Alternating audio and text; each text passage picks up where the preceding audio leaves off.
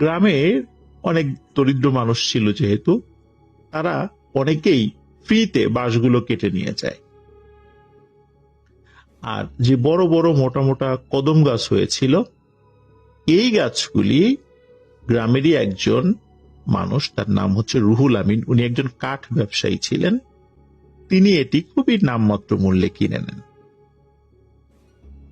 উনিও গরিব মানুষ ছিলেন, তো চিন্তা করলেন এই গাছগুলো কাটার জন্য তো অনেকগুলো শ্রমিক লাগালে তার খুব বেশি প্রফিট হবে না।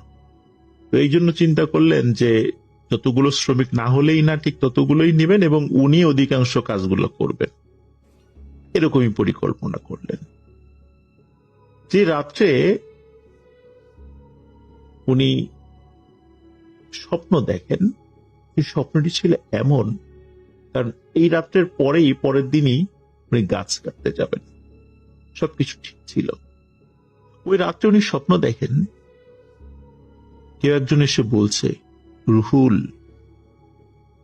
গাছগুলো কাটিস না, তোর ভালো হবে না, গাছগুলো থাক, এভাবেই থাক। রুহুল এই স্বপ্নের কোনো গুরুত্ব দেয় না। পরের দিন তার পরিকল্পনা অনুযায়ী গাছ কাটা শুরু করে, গাছ কাটতে থাকে। গাছ কাটার পরে সেই গাছগুলো টুকরো টুকরো করে, নিজেও অনেক কষ্ট করে সেই টুকরোগুলো উঠে ভ্যানে উঠিয়ে সেগুলো আবার শহরে মিলে নিয়ে যায়। সেগুলো কবরস্থান তৈরি হয়ে যায়, সব ঝোপঝাড় কাটা শেষ হয়ে যায়।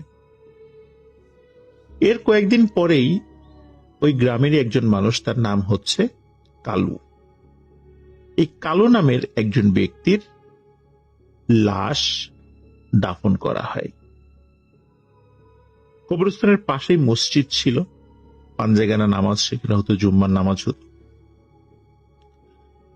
ওই মসজিদে যারা নামাজ পড়তে আসতেন ফজরের, তো যেদিন লাশ দাফন করা হয় কালু মিয়ার, তার ঠিক পরের দিন ফজরের আজান হওয়ার পর অনেকেই মসজিদে এসেছে, আবার নামাজ হওয়ার পরে অনেকেই বাড়িতে চলে গেছে। কিন্তু কিছু মুসল্লি, ওনারা সূর্য ওঠা পর্যন্ত নিজেরা নিজেদের মধ্যে গল্প গুজব করছেন। সূর্য ওঠার পর যখন তারা বের হয়েছেন, তখন হঠাৎ দেখে এই কবরস্থানের ভেতরে প্রথম যে কবরটি হয়েছে কালু নামক একজন ব্যক্তির, ওনার কবরের পাশে মনে হচ্ছে সাদা লম্বা করে কিছু শোয়ানো, সাদা কাপড় দিয়ে ঢাকা।